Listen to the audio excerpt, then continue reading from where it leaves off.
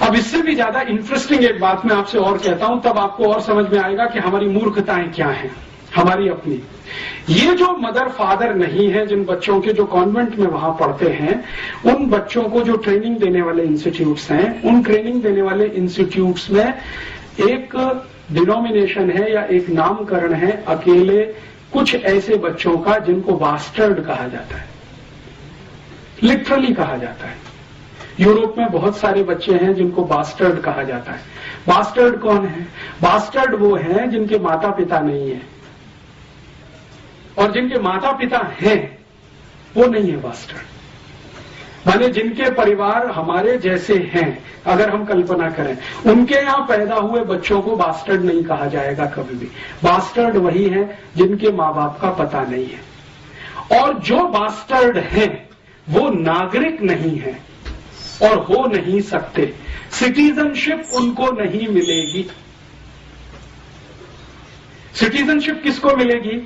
जिनके माता पिता हैं और उनकी अपनी फैमिली है, वो बच्चे ही सिटीजन होंगे। जिनके माता पिता का पता नहीं है, ऑर्फेनेज में बड़े हैं, कॉन्वेंट में पढ़े हैं, उनको नागरिकता नहीं है।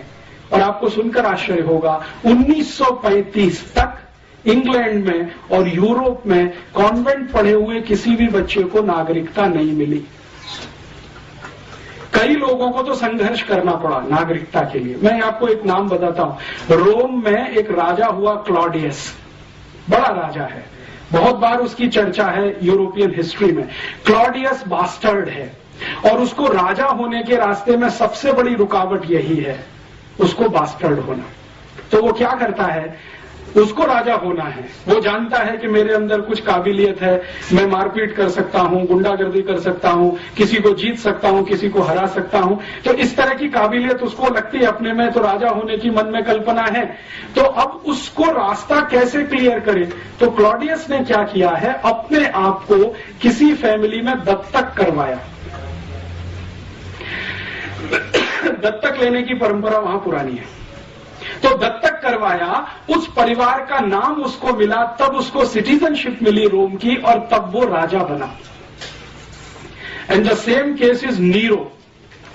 नीरो के बारे में हम सब कहते हैं ना, और एक हमारे यहां मुहावरा इस्तेमाल होता है कि रोम जल रहा था और नीरो बांसुरी बजा रहा था। तो वो नीरो भी इसी रास्ते से गया राजा होने तक।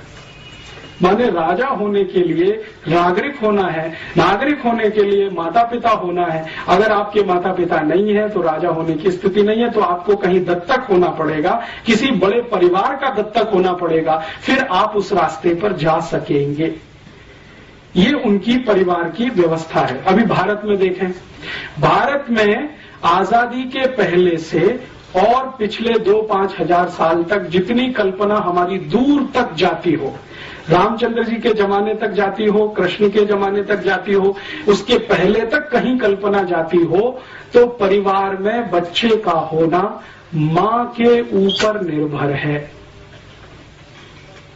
भारत में बिल्कुल उल्टा है, मां चाहेगी तो बच्चा होगा, नहीं तो नहीं होगा। ये हमारे यहाँ की व्यवस्था है।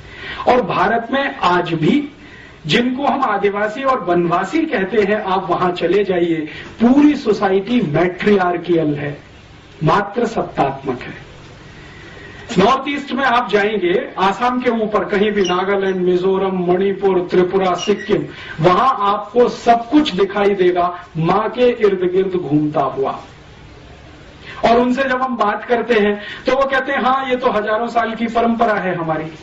और नॉर्थ ईस्ट में आपको सुनकर आश्चर्य होगा, शादी होकर बेटी घर से नहीं जाती है, लड़का घर में आता है। ये भारत की उन सभी समाजों में है जिनको दुर्भाग्य से हम शेड्यूल्ड ट्राइब्स कहते हैं। शादी होकर बेटी नहीं विदा होती है, लड़के को घर में लाया जाता है दामाद बनाकर, और संपत्ति की मालिक लड़की होती है, लड़का नहीं होता है। यूरोप में स्त्री को संपत्ति का कोई अधिकार 1950 तक नहीं है, उसके बाद आया है, जिसको मॉडर्न यूरोप कहा जाता है, उसमें आया है। यहां तो पहले से है।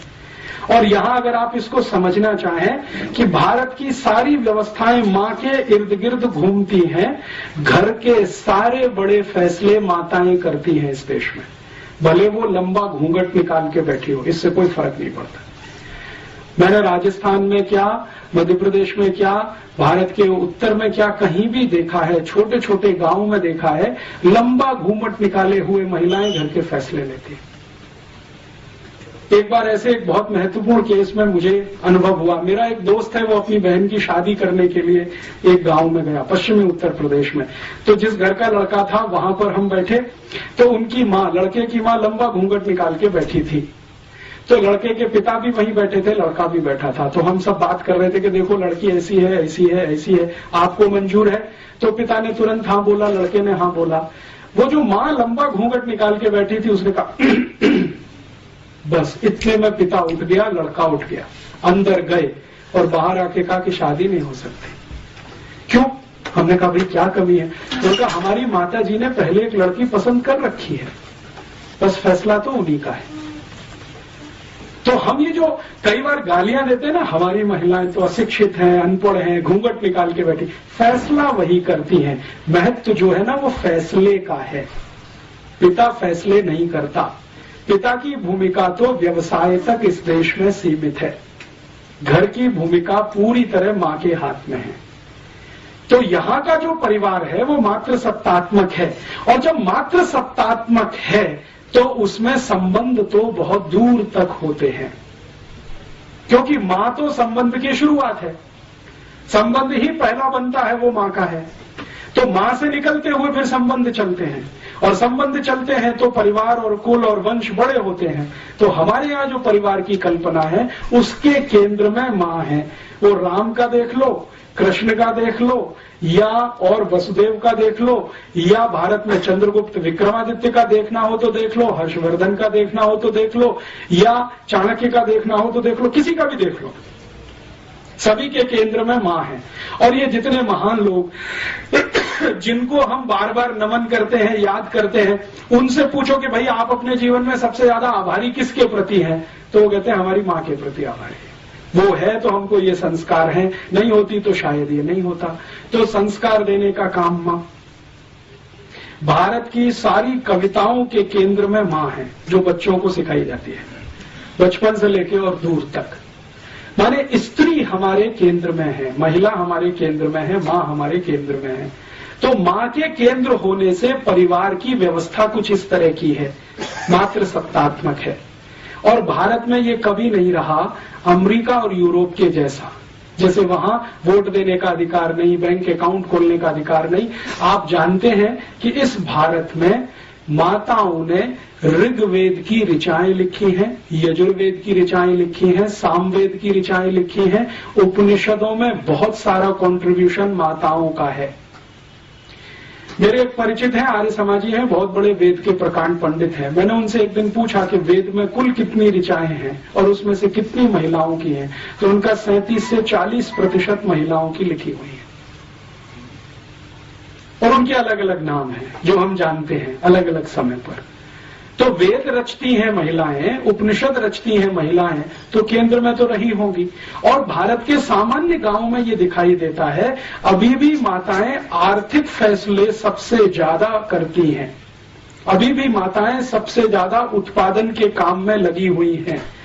इस देश में जीडीपी का जो यूरोपियन अमेरिकन पैमाना हम छोड़ें और भारतीय पैमाना कोई बनाए, तो हाईएस्ट जीडीपी कंट्रीब्यूशन माताओं के द्वारा ही है इस देश में। अभी तो हम यूरोपियन पैमाने से नापते हैं, तो होता क्या है कि भारत में माताओं का उत्पादन छोड़कर जो कुछ भी इस देश में है वो सब जीडीपी में आता है। लेकिन माताओं का उत्पादन हमने कभी जीडीपी में लाया नहीं, क्योंकि नकल हमने उनकी कर रखी है। वहां पे माताएं पापड़ बनाती हैं, चिप्स बनाती हैं, बड़ी बनाती हैं, अचार बनाती हैं, सब्जियां बनाती हैं, रोटियां बनाती हैं, वगैरह वगैरह बहुत कुछ बनाती हैं। वो जीडीपी में इंक्लूड नहीं है, क्योंकि नकल हमने वहां से की हुई है, पितृसत्तात्मक समाज से। बाकी हमारे देश में उत्पादन के सबसे बड़े तंत्र पर आज भी माताएं हैं, व्यवस्थाओं को संभालने में आज भी माताएं हैं। और हमारे भारत में तो कहा ही नहीं जाता है, बिल्कुल स्पष्ट दिखाई देता है, जिस घर में मां नहीं है वहां की रौनक नहीं है, पवित्रता नहीं है।